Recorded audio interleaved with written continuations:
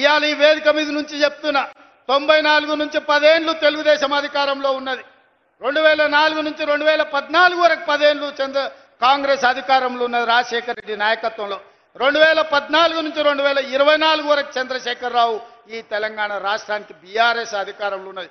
2024 నుంచి 2034 వరకు రాసుకో చంద్రశేఖరరావు, నీ డైరీలో కాదు నీ గుండెల్లో రాసుకో, నీ కొడుకు గుండె మీద రాయి.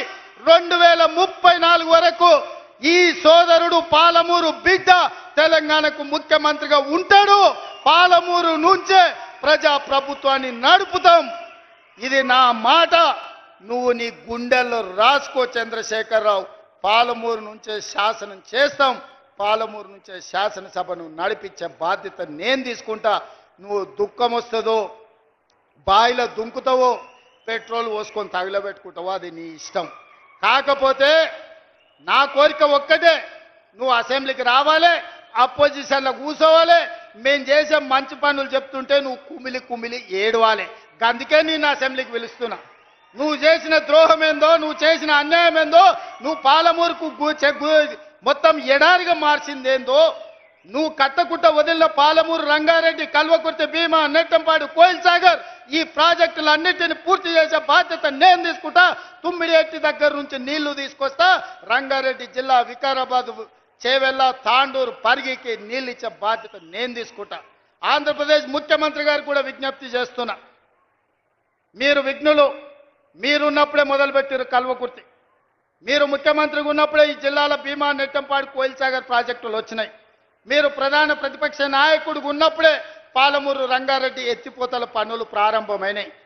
మరి మీరు ముఖ్యమంత్రిగా 10 ఏళ్ళు, ప్రతిపక్ష నాయకుడిగా 10 ఏళ్ళు ఉన్నప్పుడు మొదలుపెట్టిన ప్రాజెక్టులను మీరు అడ్డుకోవడం ఏ మేరకు న్యాయం? చంద్రశేఖరరావు గారు కట్టకపోతే చంద్రబాబు నాయుడు గారు అడ్డుకుంటే న్యాయమా? అందుకే చంద్రబాబు నాయుడు గారికి విజ్ఞప్తి చేస్తున్నా, మా పాలమూరు, రంగారెడ్డి ఎత్తిపోతలకు అడ్డం పడవద్దు, మా డిండి ప్రాజెక్టును అడ్డుకోవద్దు, మా కల్వకుర్తి, మా భీమా, మా నెట్టంపాడు, మా కోయిల్ సాగర్ మీరు అడ్డుకోవద్దు.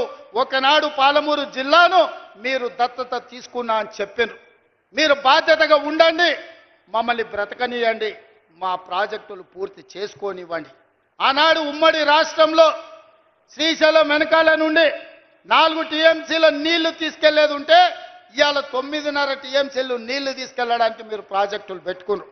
అందుకే చంద్రబాబు నాయుడు గారికి విజ్ఞప్తి చేస్తున్నా, రాయలసీమ లిఫ్ట్ ఇరిగేషన్ 3 టీఎంసీలు రోజుకు తరలించే ప్రాజెక్టును మీరు రద్దు చేసి మీ ఉదారత్వం ప్రదర్శించండి.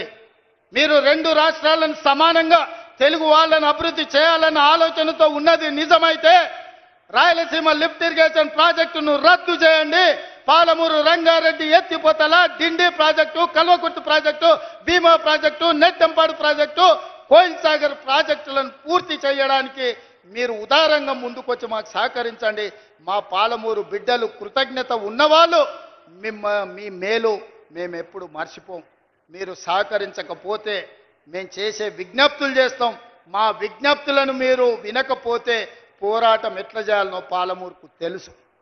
పాలమూరుకి పౌరుషం ఉంది, పోరాటం చేసి సాధించుకునే శక్తి ఉంది. దానికి నాయకత్వం వహించే బాధ్యత నేను తీసుకుంటా. సోదరులారా, ఏది ఏమైనా అక్కడి సూర్యుడు ఇక్కడ మొలిచిన చంద్రశేఖరరావు గారు ఏడ్చినా, దుఃఖపడ్డా, ఒకవేళ ఆయన పిల్లలు పెట్రోల్ పోసుకొని ఆత్మహత్య చేసుకున్నా పాలమూరుని అభివృద్ధి చేసే బాధ్యత నాది, ప్రాజెక్టులు పూర్తి చేసే బాధ్యత నాది.